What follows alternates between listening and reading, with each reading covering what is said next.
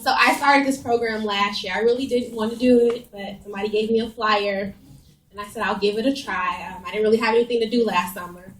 And I really believe that you shouldn't judge a person, a book by its cover. You shouldn't go off first impressions. Last summer, Karen and I met when I was doing my application. I had put down Maplewood, and she's like, "What's a Maplewood?" And that instant, I'm like, I don't want to do this. I don't want to be bothered. But you shouldn't do that. You shouldn't judge a person by their cover. You shouldn't go off first impressions because a person could be having a bad day or anything. And now look, fast forward a year later, and she's been a wonderful mentor to me. But the program last year, it was wonderful for me.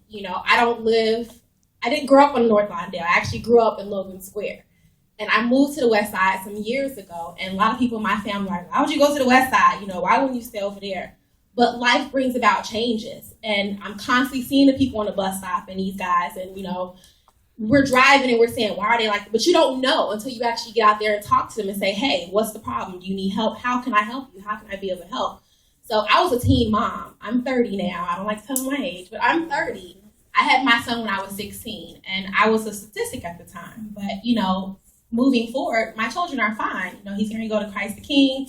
He's graduating 8th grade, and life has been good to me. God has been good, and I just want to give somebody else, what somebody did better than me years ago. And that's what this program does for me. And Karen has made so many great points. The best feeling for me this year has been able to offer people jobs. Most of the time we walk up to people and say, hey, well, here's a flyer, or, do you need this or that? But we're actually saying, here's a flyer. I can actually get you the job if you meet all the qualifications, come in and so forth. And they've showed up. And we've hired, some young guys. And they call me, and I've become their mentor. And it's funny because usually, I have a company, and I work with young moms. But now this program has made me even want to revamp my own company and work with not just young moms, but the guys, too, because they need help. And so they call me, like, Ms. Jocelyn, I got my ID. I got my Social Security card, things that we take for granted. Those are tools and resources. But they didn't know about it. And he said to me, what do I need an ID for? What do I need a Social Security card for? So we laugh. Some people like, he doesn't have that. But you can't because they don't know. And I talk to Parker all the time. People will tell somebody, well, why don't you do this? Why don't you do that? But you can't expect for somebody to do something if they don't know how to do it. If somebody didn't teach them how to do it. God taught me how to be a good person. Women like you, and you taught me how to be a mom. My mom didn't teach me those things. I love her dearly, but when I had my son, I was given an ultimatum. Leave or have an abortion. And I left. And I've been on my own ever since I was 16. So when I see young moms now struggling, I don't judge them. Instead I say, how can I help you? Amen. Do you have somebody supporting you? Because you don't know their story. Amen. It's easy for me now. I look good and smell good, but I haven't always looked this way. I can show you. I had some hard times. So when they see me now, it's like, well, you don't get it. You have a car, you have a house, but I haven't always had those things. So now I'm at a different point in my life. I want to help somebody like somebody once helped me. So that some years from later, I can say, hey, I remember when you used to be there. Remember we talked? You started this program and so on and so forth. Every job I've ever done started off from me volunteering. I've worked for CYS, Children Youth Services. I've worked for Head Start. I've done many things. I'm only 30.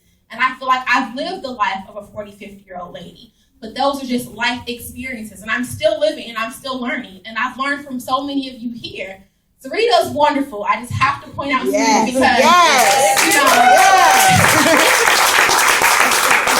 I did my training with Sarita, and I went into it like, it's another boring training. Let me get this over with, so I can get the certificate, take it back to the agency. But, she sends these emails and she sends these text messages out. You're a great parent. You rock. Today's amazing. Hello, beautiful, amazing.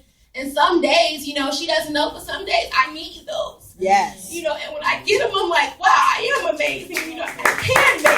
And it just comes right on time. And that saying is true. God may not come when you want him to, but he's always on time. And so when you send those messages, they're always on time. Always on time. Yeah. So I just want to thank everybody who's, spoken a good word into my life, who said, you can make it. If I've seen you some years ago, and we've talked about that. I didn't even know her last year, but I did know her, and I saw her some years ago. I'm talking about Karen. So you don't know when you've crossed paths with a person. Don't judge people. Shake their hand, talk to them. Don't be scared. If you're scared, pray about it first. and then go out there. And we've done that several times. We've prayed about things, and then the phone will ring. So just pray about it and ask God, should I talk to this person? Should I talk to this guy? Because I don't want anybody to be scared to talk to me or help me. I want to pay it forward and help somebody else. That's it.